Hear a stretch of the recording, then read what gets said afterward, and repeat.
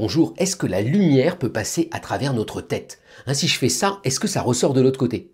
La réponse c'est évidemment non, parce que ma tête, elle n'est pas transparente. Et c'est bien dommage, parce que si on y arrivait, ça permettrait de faire une autre forme d'imagerie cérébrale en voyant ce qui ressort. Eh bien, il y a des chercheurs qui ont tout récemment publié un article qui révolutionne la question. Alors si on fait un petit calcul, quand j'envoie de la lumière là, en gros ma tête, elle va diviser cette lumière par un facteur 10 puissance 18, 1 milliard de milliards.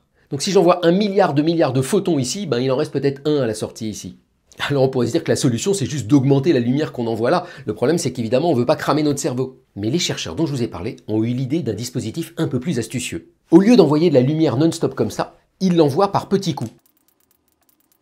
Des petites impulsions. Alors chacune de ces impulsions elle fait 140 femtosecondes, c'est-à-dire un peu moins qu'un millième de milliardième de seconde. Donc vraiment ça n'a pas le temps de cramer le cerveau. Et ils font ça pas avec une lampe de poche mais avec un laser infrarouge. Et toute l'astuce, c'est qu'ils vont répéter ça de façon hyper régulière, 80 millions de fois par seconde. Pa, pa, pa, pa, pa.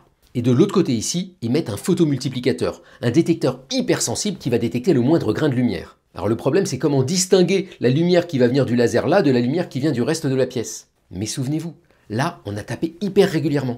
Donc il suffit de régler le détecteur en lui disant « Toi, tu dois chercher les photons qui reviennent régulièrement 80 millions de fois par seconde. » Et en faisant ça pendant 30 minutes, voilà ce que les chercheurs ont mesuré. En gros, à peu près 2 nanosecondes, 2 milliardièmes de seconde après qu'on ait envoyé la lumière, le détecteur voit arriver une bouffée de lumière, c'est l'espèce de patate que vous voyez là, un peu étalée. Alors normalement, s'il n'y avait pas eu ma tête, le détecteur verrait arriver la lumière en une demi-nanoseconde.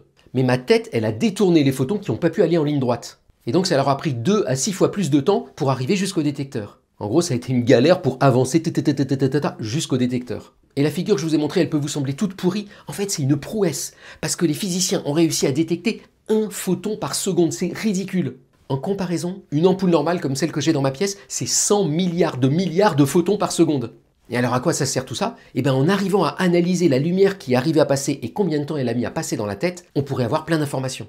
Et les chercheurs disent que ça pourrait par exemple permettre de mesurer le taux d'oxygène dans le sang dans la tête. Bon, j'ai aucune idée de comment, j'y connais absolument rien, moi mon domaine c'est la physique. Mais en tout cas, je trouve ça magnifique que des chercheurs aient eu l'idée aussi saugrenue de se dire on va prendre de la lumière, on va éclairer une tête et on va regarder ce qui ressort de l'autre côté. Bonne journée!